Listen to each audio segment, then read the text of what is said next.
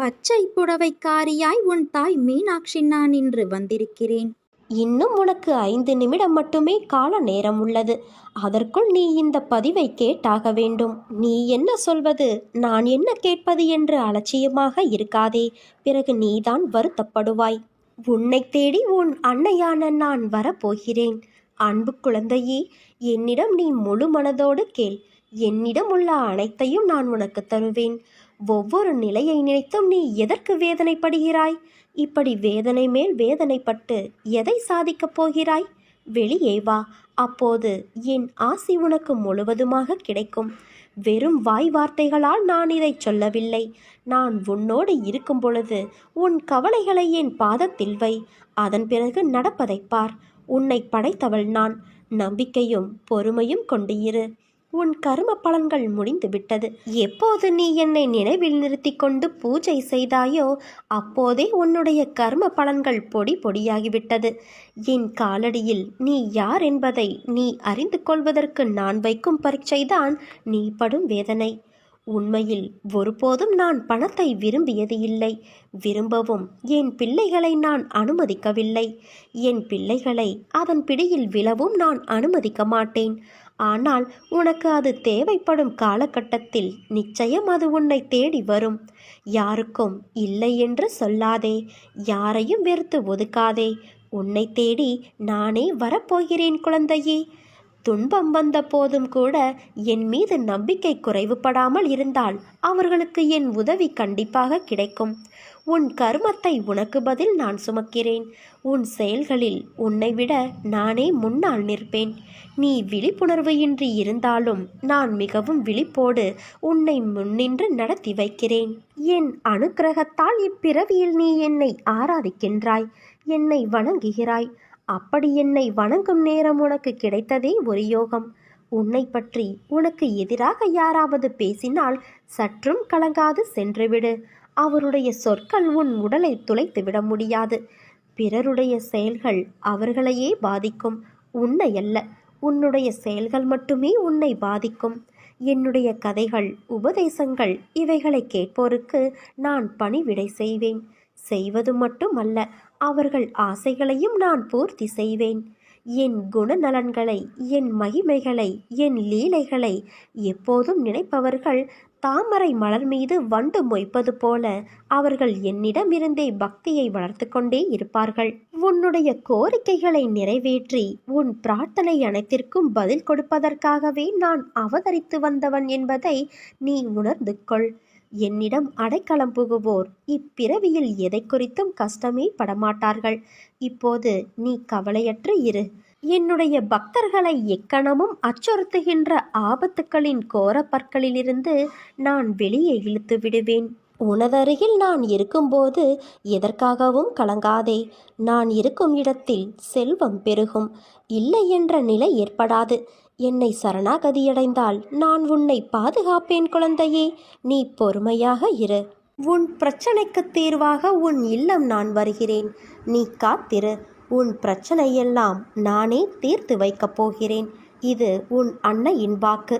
யார் எதை வேண்டுமானாலும் சொல்லட்டும், நீ கவலைப்படாதே. அவை அனைத்தையும் நீ காதில் மட்டும் கேட்டுக்கொள். ஆனால் எக்காரணம் கொண்டும் நான் வாழ்க்கையில் தோற்றுவிட்டேன், அதனால்தான் எல்லோரும் என்னை வசைப்பாடுகிறார்கள் என்று மனதில் நினைத்து கொள்ளாதே. இவ்வுலகில் நிலை என்று ஒன்றுமே இல்லை. அது மனிதர்களின் செயல்பாடுகளுக்கும் பொருந்தும். நீ உன்னுடைய லட்சிய பாதையிலிருந்து தடம் புரளக்கூடாது. நம்பிக்கையோடும் மனதைரியத்தோடும் நீ நிதானமாக யோசித்து செயல்படு. இந்த உடல், மனைவி, மக்கள், மனை, செல்வம், வாழ்க்கைதான் நிரந்தரம் என்று நினைக்காதே. எல்லாமே மாறுதலுக்கு உட்பட்டது. எல்லாம் உன்னிடமே இருக்க வேண்டும் என்றும் நினைக்காதே. அதனால் உடல் திடமாக உள்ள பொழுதே உன்னால் முடிந்த தர்மங்களை செய். தர்மம் தலை காக்கும், தக்க சமயத்தில் உயிர் காக்கும். இது வெறும் வாய்மொழி மட்டும் அல்ல, வாழ்வின் அனுபவ மொழி. அனுதினமும் சேவிக்கும் பக்தனின் கூடவே இருந்து காப்பாற்றுவதே என் தர்மம். உன் துயரங்கள் தீர்ந்து நீ வேண்டியது நிறைவேறும் குழந்தையே. மாறாத நம்பிக்கை, நீடித்த பொறுமை, உண்மையான, பணிவான, நேர்மையான செயல்பாடுகளே உன் லட்சியத்தை அடைய செய்யும் வழியாகும்.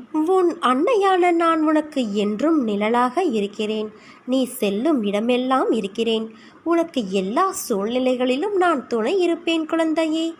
என் வார்த்தைகள் மீது நம்பிக்கை வைத்து செயல்படு. மீதியை உன் அன்னையான நான் பார்த்துக்கொள்கிறேன்.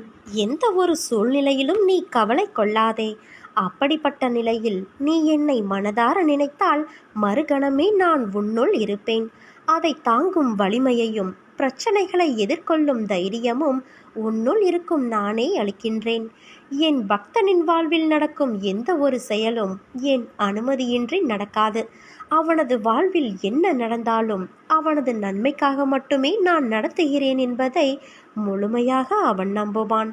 அவன் வாழ்வில் அனுபவிக்கும் ஒவ்வொரு சுகங்களும் என் ஆசீர்வாதத்தால் அளிக்கப்பட்டது. ஒரு தாய் எப்படி தன் குழந்தைக்கு ஒவ்வொன்றையும் பார்த்து பார்த்து செய்வாளோ அதே போலத்தான் நானும். அதனால் என் பக்தர்களாகிய நீங்கள் எதற்கும் கவலைப்பட வேண்டாம். என்னையே முழுமையாக நம்பு. நடக்கப் போகும் அற்புதங்களை மகிழ்ச்சியோடு அனுபவிக்க தயாராகு. நான் உன்னை தேடி வந்து கொண்டிருக்கிறேன் குழந்தையே. எல்லாவற்றையும் நான் பார்த்து கொண்டுதான் இருக்கிறேன். இனி நடக்கப் போவதையும் அறிந்துள்ளேன். எத்தனை துயரங்கள், இழப்புகள், மாற்றங்கள் அத்தனையும் எனக்கு தெரியும். உனக்கு நடந்த நிகழ்வுகளுக்கு எல்லாம் நான் கணக்கு வைத்திருக்கிறேன். இவை அனைத்துமே மாறப்போகிறது. உன் வாழ்வில் நான் மாற்றி அமைக்கப் போகிறேன். நீயோ உன் குடும்பமோ, ஏன் உன் தலைமுறையே இதற்கு மேல் கலங்கப் போவது இல்லை. உன்னை எவ்விதமான துயரங்களோ கஷ்டங்களோ நெருங்க விடமாட்டேன். போன ஜென்மத்தில் நீ செய்த புண்ணியத்தால் உன் கர்ம பலன்களை விலக்கி உன்னை உயர்த்த நான் கடமைப்பட்டுள்ளேன் குழந்தையே. நீ எதற்காகவும் எந்த சூழ்நிலையிலும் கலங்காதே. உனக்காக நல்ல செய்தி தருவதற்கு நெடுநேரமாக நான் காத்திருக்கிறேன். நல்ல செய்தி ஒன்று உன்னை தேடி வந்து கொண்டு இருக்கிறது குழந்தையே. உன்னை நான் சரி செய்து வருகிறேன் என்று உணர்ந்து சில விஷயங்களை நீ மாற்றிக்கொண்டு வருகிறாய். நல்ல விஷயம்தான். மற்றவர்களை நேசிப்பதில் தவறு இல்லை. ஆனால் அவர்கள்தான் உலகம் என்று நினைக்கும் தருவாயில் நீ இருக்காதே. அவர்கள் அன்பிற்கு நீ சார்ந்திருக்காதே.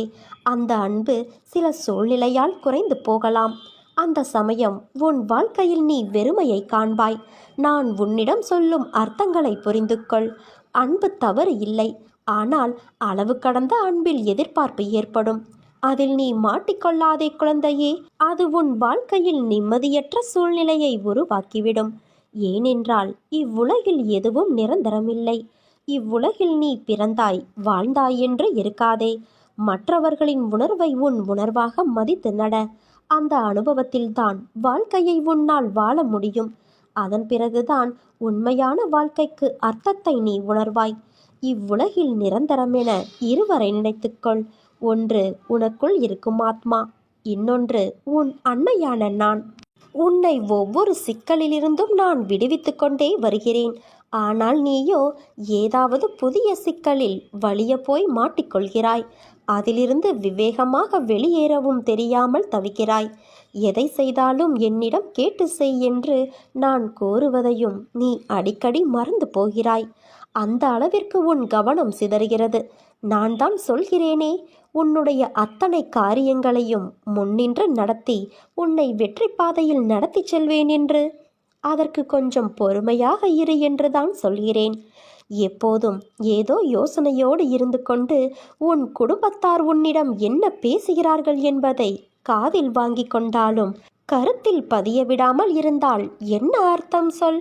நீ யோசனை செய்து கொண்டே இருப்பதால் நீ நினைப்பது நடந்து விடுமா? அதற்கென்ற நேரத்தை நான் உருவாக்க வேண்டாமா? நீ எதிர்பாராத விஷயங்களை எதிர்பாராத நேரங்களில் நான் செய்து கொடுக்கவில்லையா? அதே போல எல்லாம் சுபமாக முடியும். உனது முயற்சியை கைவிட்டு விடாது. எந்த பலன்களையும் எதிர்பாராமல் மனதை சலனமின்றி வைத்துக்கொண்டு உன் வழியில் நீ போ. அந்த வழி முற்கள் நிரம்பி குண்டும் குழியுமாக இருந்தாலும் நீ நடப்பதற்கான மலர்பாதையாக நான் அமைத்து கொடுக்கிறேன். எப்போதும் என் நாமம் உன் நாவில் இருக்கட்டும். என் உருவம் உன் கண்களில் நிலைக்கட்டும். உன் இதயம் என் ஆன்மாவை சிம்மாசனம் போட்டு தன்னிடம் அமர்த்தி கொள்ளட்டும். அப்போது உன்னுடைய பிரயத்தம் ஏதுமின்றி நீ நினைப்பது அனைத்தும் தன்னால் நிறைவேறுவதை உணர்வாய். அனைத்து விஷயங்களிலும் உனக்கு ஜெயம் உண்டாகும். நான் சொல்வதை புரிந்து நடக்க கற்றுக்கொள். எல்லா திசைகளிலும் நான் உன்னை சூழ்ந்து நிற்கையில் நீ எதற்காக பயப்படுகிறாய்? நீ எனது பிடியிலேயே இருக்கிறாய். உனக்கு துன்பம் நேர நான் எப்படி அனுமதிப்பேன்? உனது எல்லா கவலைகளுக்கும் முடிவு வந்துவிட்டது.